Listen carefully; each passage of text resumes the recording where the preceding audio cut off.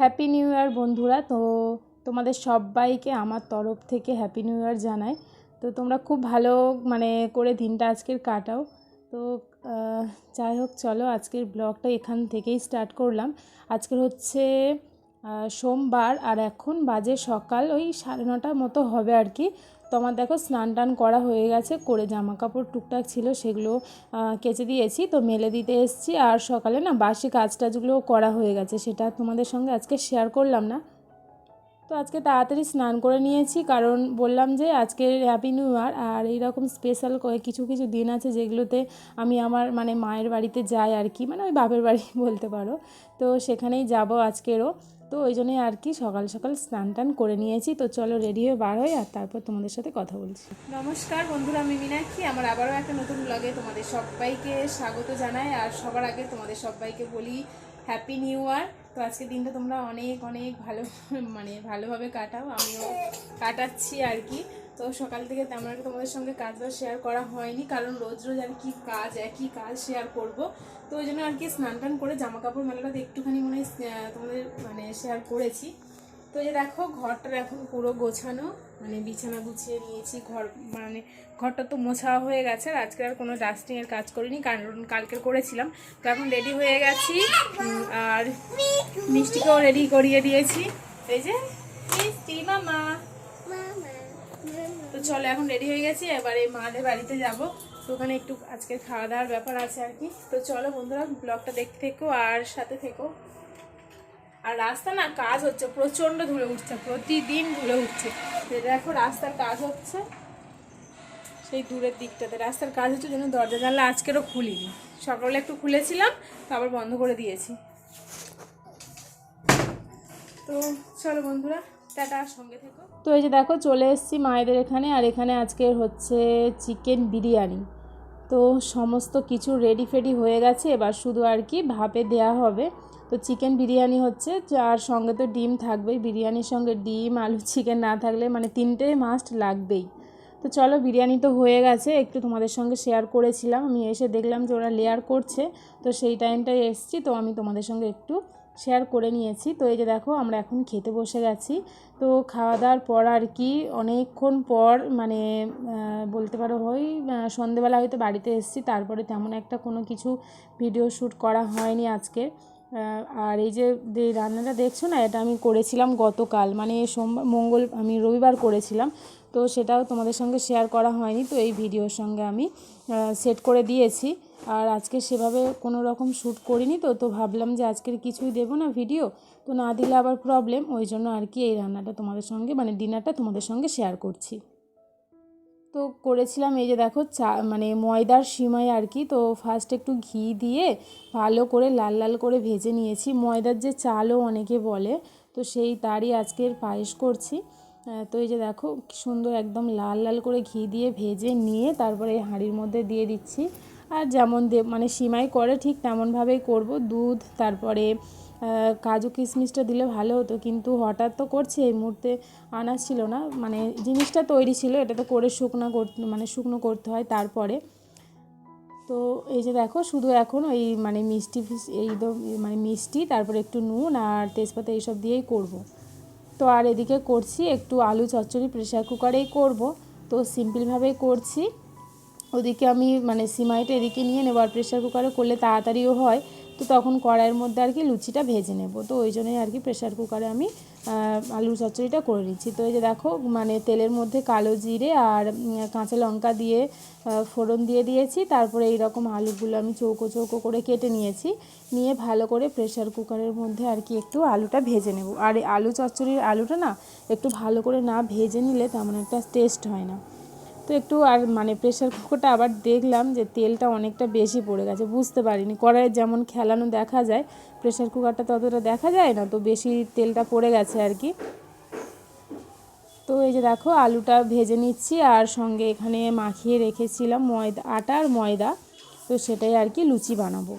তো ডিনারে করেছিলাম লুচি, আলু চচ্চড়ি আর সিমাই। তো চলো খাবারটা করতে থাকি, আর তোমাদের সঙ্গে যতটা পারি আমি শেয়ার করব। আর এই যে চালের সিমাইটা না, এই চালের বলছি আটার যে আটা ময়দা যে ময়দার সিমাইটা, এটা সেদ্ধ হতে অনেকটা টাইম লাগে। যেমন দেখলে দুধ জল দিলাম, তো তারপরেও 2-3বার দুধ দিতে হয়েছিল, যেহেতু শক্ত শক্ত। আর দোকানের সিমাই যেমন সরু সরু পাতলা হয়, কিন্তু এটা তো একদম গোল গোল হয়, লম্বা, একটু লম্বা কিন্তু একটু মোটা মোটা হয়, হাতে বানানো তো বুঝতেই পারছো। তো একটু সেদ্ধ হতে না অনেকটাই টাইম লাগে। তো এদিকে কিন্তু আলু চচ্চড়িটা আমি করে নিচ্ছি। আলুটা ভালো করে ভেজে নিয়ে তারপরে একটু নুন, হলুদ গুঁড়ো আর সামান্য অল্প একদম লঙ্কার গুঁড়ো দিয়েছি, দিয়ে ভালো করে কষিয়ে নিয়ে তারপরে আমি দিয়ে দিলাম ধনেপাতা। কারণ কড়াইয়ের মধ্যে হলে ফুললে দিয়ে দিতাম, কিন্তু এখন তো আর একেবারে সেদ্ধ হলে মানে প্রেশার কুকারটা খুলবো, তো ওই জন্য একটু ধনেপাতাটা দিয়ে একটু সামান্য 2-1বার নেড়েচেড়ে জল দিয়ে দিলাম। দিলে 1টা কি 2টো সিটি পড়লে একদম আলু সেদ্ধ মানে হয়ে যায়, আর খেতেও টেস্ট লাগে, একদম খামতি কিছুই থাকে না। আমার তো মনে হয় প্রেশার কুকারে আলু চচ্চড়ি করাটাই ভালো, কারণ তাড়াতাড়ি, অনেকটাই তাড়াতাড়ি হয়ে যায়।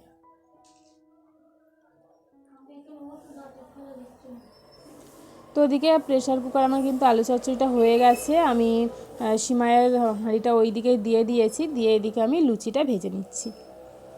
তো বন্ধুরা, আজকের ভিডিও মানে তোমাদের কেমন লাগলো আমি জানি, বেশি কিছু তোমাদের সঙ্গে শেয়ার করতে পারিনি, কোনো কাজ তো একদমই শেয়ার করতে পারিনি।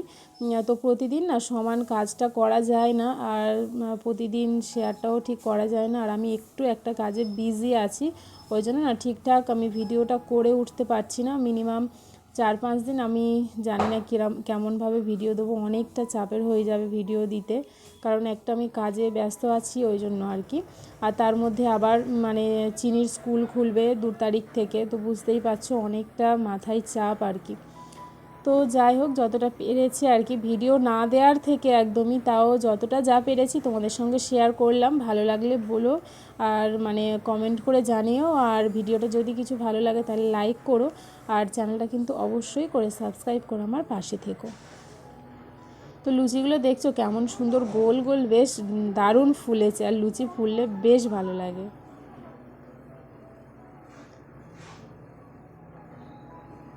আর শীতকালে না ভাতটা তত রাতে খেতেও ইচ্ছা হয় না, জানো তো। গরম গরম হলে ঠিক আছে, কিন্তু ওই একটু ঠান্ডা হয়ে যায়, ওটা ভালো লাগে না খেতে। আর যতই গরম হোক, আমার মনে হয় শীতকালে একটু শুকো শাকা খেতে বেশি ভালো লাগে। তো ওই জন্য আজকের ইচ্ছা করেই লুচিটা করলাম। আর লুচিটা অনেক দিন করা হয়নি, যেহেতু কাজের চাপে ছিলাম ওই জন্য আর কি। তো ওদিকে সিমাইটাও মাঝে মধ্যে নাড়ছি, আর এদিকে চলো লুচিগুলো ভেজে নিই।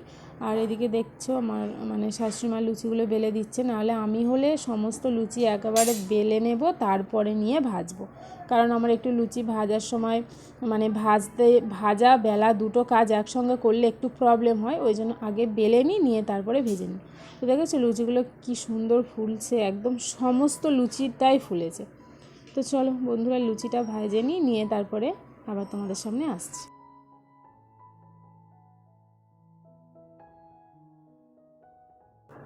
তো লুচি ভাজা হয়ে গেছে, তরকারি হয়ে গেছে, কিন্তু এখনও দেখো সিমাইটা সেদ্ধ হতে বাকি আছে।